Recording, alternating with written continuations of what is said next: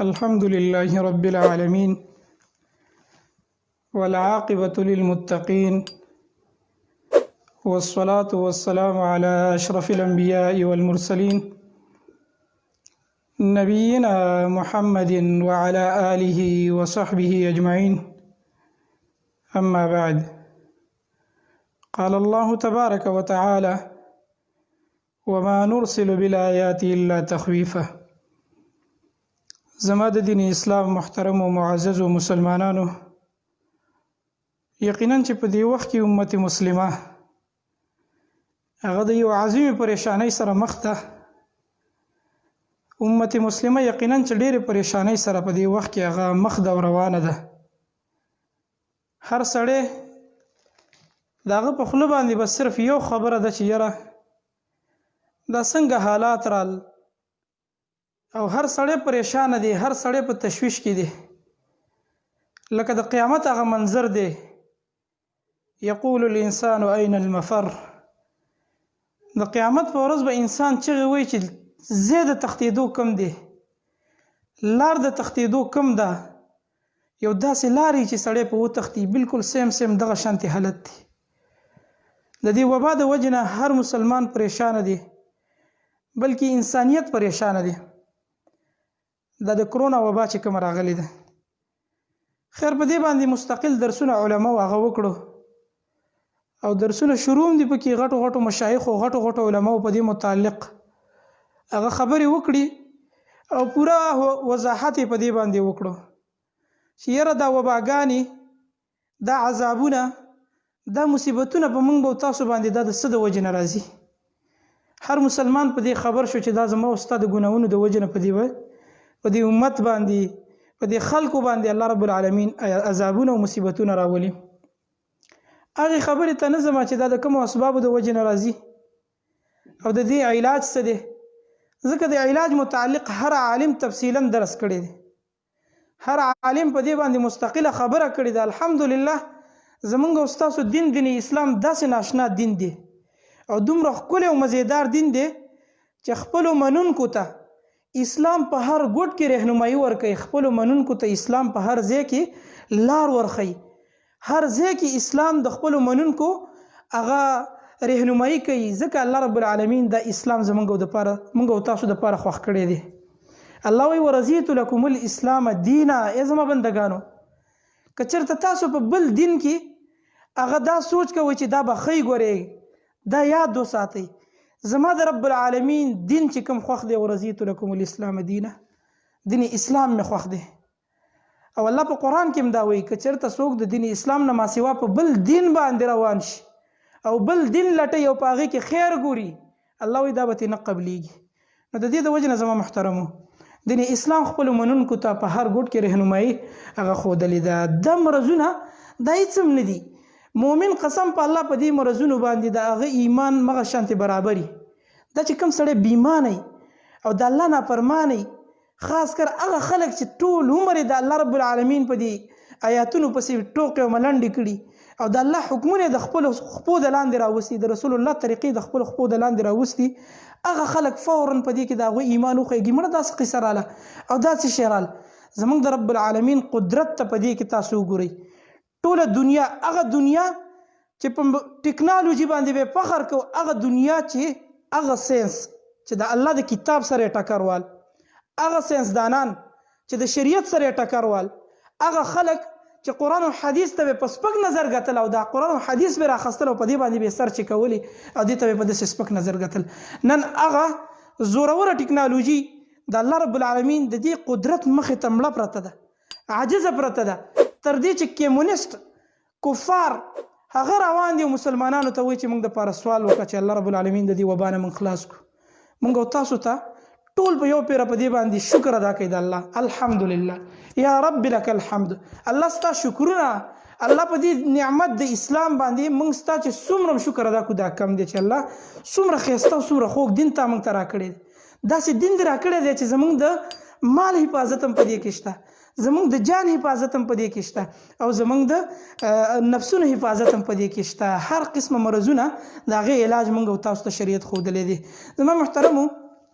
د لا یو راتګ ټیم هم ډېر ناوخته دی، بار بار رنګونه شروع او هر ملګري ته ځان له خبرې کول. اوس یو ځای نه را روان وم په ټوله لاره کې چې کوم ځای کې به کسان ولاړو ودرولم به چې مولوي صاحب دا څه قیصه ده. نو هر چا ته تقریر کول او هر چا ته همداسې په موبایل باندې جوابونه ورکول ډېره ګرانه شو یقینا ماتم. او بلکې داسې دی چې د خپل خپلوان او داسې دی چې بعضې ملګري یاران دوستان رنګونه کوي چې دا څه وجه ده. اوس تقریبا 10 بجې نه واخله تر 11 بجو پورې د پېښور خواوشا علاقو کې اذانونه شروع. نو ما ویلې راځه دا خبره به د عوامو ته هم شریکه کړم، دوی ته به هم د دې په باره کې تنبیه ورکړم ځکه بعضې خلک په تشویش کې پراته وو. زما محترمو دا یاد وساتئ، په اول کې ما وویلې د لایو راتګ زما مقصد هغه صرف دا دی چې زه د امت صرف په دې مسله باندې پوه کړم چې آیا په دغه وخت کې د اذانو څه حیثیت دی او یا دا کول پکار دی او که نه. د دې متعلق زه تاسو ته خبر درکم. چونکې د کرونا وایرس د راتګ اسباب د علماو بیان کړو، مستقل خطبې په دې شوي دي، تاسو ټولو اورېدلي، علاج هم شریعت موږ ته ښودلی دی، هغه هم بیان شوی دی. د اذان متعلق به موږ خبره وکړو مختصرا. خبره رانه اوږدېږي، ناوخته دی ځکه بعضې ملګري به اوده کېږي. په دغه وخت کې اذان کول په یو حدیث د دې متعلق راغلی دی چې امام طبراني رحمه الله په معجم الکبیر کې راوړی دی. هغه حدیث داسې دی چې د الله رسول فرمایي اذا اذن في قرية آمنها الله اذا اذن في قرية آمنها الله من عذابه ذلك اليوم. کله چې په یو کلی کې، کله چې په یو ملک کې، په یو ښار کې هغه اذان شروع شي، د الله اکبر نارې اوچتې شي، نو الله رب العالمین هغه کلی د هغه ورځې د عذاب نه محفوظ ساتي. کله چې په یو قوم کې وبا راشي، یو مرض راشي، یو عذاب راشي، یو مصیبت راشي، الله سبحانه وتعالی د اذان د وجه نه د الله رسول فرمایي چې د هغه قوم نه مصیبت لرې کوي. دا حدیث امام طبراني رحمه الله په معجم الکبیر کې راوړی دی. خو د دې متعلق دا یاد وساتئ چې دا حدیث سندن په لحاظ سره انتهایی کمزوری دی. امام الباني رحمه الله په سلسله الاحادیث ضعیفه کې د دې متعلق لیکي چې دا حدیث کمزوری دی، ضعیف دی. لہذا کوم خلکو چې دا عمل کړی دی دا په شریعت کې نه دی ثابت. یو خو داسې دی چې په موږ د پاسه عذاب راغلی دی، بل موږ او تاسو داسې دین ته لاس واچو چې هغه داسې کارونو ته لاس واچو چې په هغه شریعت کې نه. زما محترمو په دې کې ډېر احتیاط پکار دی. ما او تا چې څنګه په دنیا په امورو کې، د دنیا په اسبابو کې احتیاط کو، څوک مې دوکه نه کړي، څوک راله پراډ را سره څوک ونه کړي، څوک مې دا نه کړي، څوک مې هغه نه کړي. څومره احتیاط کو زما محترمو. یو مثال به درله درکړم د موبایل. ما او تا چې موبایل لزو نو څومره ګورو،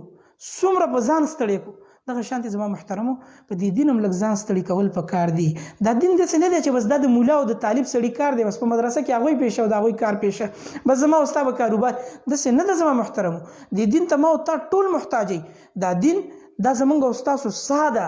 د دې مثال د ساه دی چې کم سړي کې دین نو په هغه کې ساه نشته، اگر که دا به ژوندی ګرځي خو دغه سړي کې ساه نشته. دغه سړی په دنیا کې مړ دی. په کوم سړي کې چې دین د دې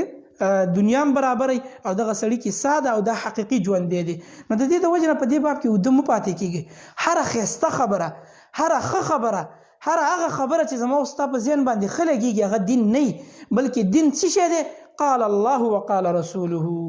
دین به د الله خبري او د الله د رسول خبري وي. نو لہذا شریعت چې موږ او تاسو ته په دغه موقع کې کوم علاج راښودلی دی په هغې باندې عمل کول پکار دي. هغه د صدقو په شکل کې دی چې یو سړی صدقو ته زور ورته کړي، صدقې ورکوي. الصدقه رد البلا. الله په دې باندې مصیبتونه لرې کوي، الله په دې باندې مشکلات ختموي، عذابونه بندوي. لہذا په دغه وخت کې موږ او تاسو ته صدقې کول پکار دي چې خلک غریبانانو خیال وساتو او هغوی ته صدقې ورکو، خپل مالونه په هغوی خرج کړو. دغه شانتې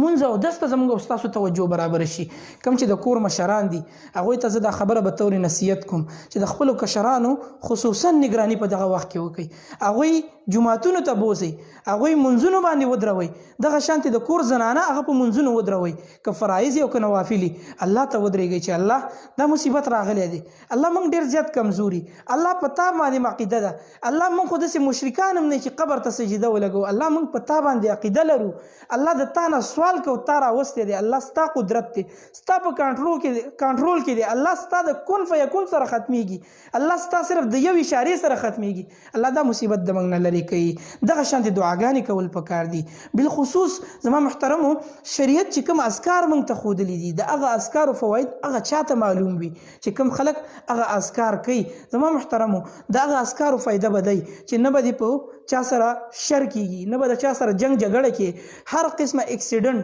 هر قسمه حوادثونه به الله محفوظ ساتي دغه شانتي په کور کې چې کوم لانجی کیږي دا غینه به الله محفوظ ساتي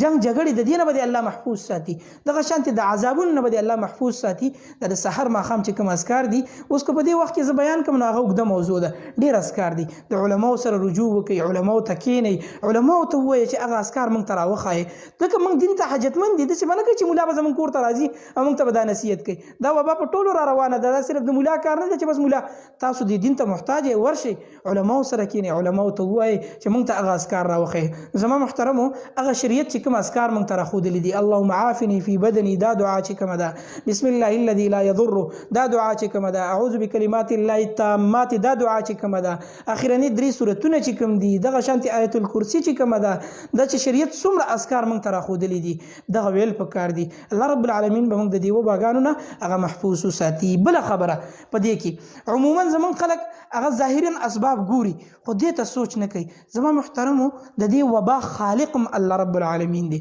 زمونږ استاد خالق الله رب العالمین دی دا وبا د الله رب العالمین په کنټرول کې ده ک الله غواړي دا وبا د زیاته کې چې دا ټول امت په تبا کې ک الله غواړي دا وبا به هغه خلکو ته ورسي چې ځان په شیشو کې بند کړي دي ماکسونه او دا شیزونه استعمالي هغه خلکو ته الله ورسوي شي او هر قسمه افراد ته الله ورسوي شي دا د الله په کنټرول کې ده موږ ظاهري اسباب ته ګورو ماکس واچو چا سره مې ملاويږي د سې کوه هغه سې کوه خلک مراټولي تمام محترم امت ته خاص کر حکمرانانو ته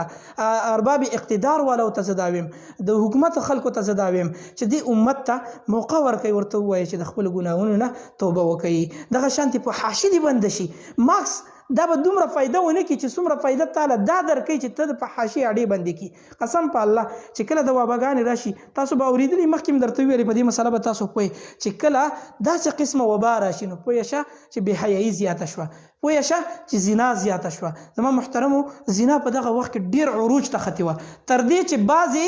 لا دیني ښځې هغه خلک چې د دین سره تعلق نشته هغه ښځې راوتې او دا چغې والي چې موږ ته د ازادي میلاو شي چې موږ په دې روډونو کې او په دې لارو کوڅو کې بربنډ وګرځو زموږ رب هغه داسې قدرت والا دی چې داسې عذاب یې په راوستل چې د بربنډېدو خو لا لرې تصور دی چې الله ورته وویلي چې دا مخ د کولاو ساتل په دې میډیا باندې به رالي او دا پلیتې پلیتې خبرې به دې کولې چې دا مخ هم د دې خلکو نه ورک کړم چې ماکس درته واچوم او داسې دا سترګې هم د دې خلکو نه پناه کړم چې په کور کې بند دی نو داسې مشکل عذاب په الله راوستل نو دا د څه د وجې نه دا زما محترمو د فحاشۍ د وجې نه نو د حکومت والانو دا مطالبه کوم چې دا د فحاشۍ اډې چې کومې دي او دا د ټنګ ټکور آلات چې کوم دي دا په دغه وخت کې موږ ته موقع ده الله موږ ته تنبیه راکړې ده الله په قرآن کې فرمایي وما نرسل بالآیات الا تخفیفا زه چې کله خپل عذابونه رالیږم خپل نښې د قدرت رالیږم دا د څه دپاره الا تخفیفا د بندګانو د یری دپاره چې دا بندګان ویریږي ای بندګانو بس کوي وتوبوا الى الله وانيبوا الله ته راوګرځېږئ الله ته توبه وکړئ بندګانو بس کوي ګناهونه هم دومره وکړو چې ځمکه او اسمانونه هم ترې ډک بس د الله ته راوګرځېږئ نو الله د عذابونه د دې دپاره راولي نو د دې د وجې نه دغه خلکو ته پکار دي چې دا د فحاشۍ آلات ختم کړي دا د فحاشۍ اډې ختمې کړي الله ته رجوع وکړو بله صرف په دې ظاهري اسباب ټیک ده دا هم ضرورت دی کوي شي زه د سنم چې دا صحیح نه دي دا هم کوه ماکس مچوا چې څنګه تا ته ملاویږي هغه شانتي هدایت باندې عمل کوه خو دې سره سره موږ تاسو الله ته محتاج د خپل لپې الله ته اوچتې کوي چې الله تا راوستې ده الله د تا نه سوال کومه الله ته د دې وبا خالقي الله امت نن پریشانه دی الله ستا بندگان نن په پریشانۍ کې اخته دي الله په مسلمانانو راغلي ده الله د مسلمانانو په ملکونو کې داسې حالات دي الله ستا د خوږ کور د بیت الله د هغې تواب بند شو الله دا کال حج منسوخ شو الله ته سوال کو الله دا وبا د موږ نه په خپل قدرت سره لري کا الله ته زورور ذاتي الله په مخ د ځمکه یو مخلوق هم ستا داسې نه دی چې د تا نه زوروري الله په مخ د ځمکه د ټولو نه ته زوروري الله د هر څه نه ته زوروري الله ته د ټولو نه لوی الله ته دا وباګانې ختمې کا نو دغه شانتې خپل رب ته د دې متعلق سوالم کول پکار دي دا مختصر خبرې هغه ما د دې دپاره وکړي چې ما ته هم فایده راکړي او تاسو ته هم فایده درکړي د الله رب العالمین نه دعا ده چې الله دا امت نن پریشانۍ کې دي الله ته د خپل قدرت مظاهره وکړي الله دا امت د دې پریشانۍ نه ختم کړي دا امت د دې پریشانۍ نه وباسي الله دا مرض او دا کومه وبا چې په موږ راغلې ده الله ته دا د موږ نه لرې کړي الله رب العالمین زموږ د مالونو زموږ د عزتونو زموږ د جانونو حفاظت وکړي الله رب العالمین دې موږ تاسو ته د خپل کی. اقول قولي هذا استغفر الله لي ولكم ولسائر المسلمين فاستغفروه انه هو الغفور الرحيم. دا دین خدمت کوي دا څومره بختور د زما جانان د سری قیت عسکر دا زما جانان د سری قیت عسکر دا دا دین خدمت کوي دا څومره بختور د زما جانان د سری قیت عسکر دا زما جانان د سری قیت عسکر دا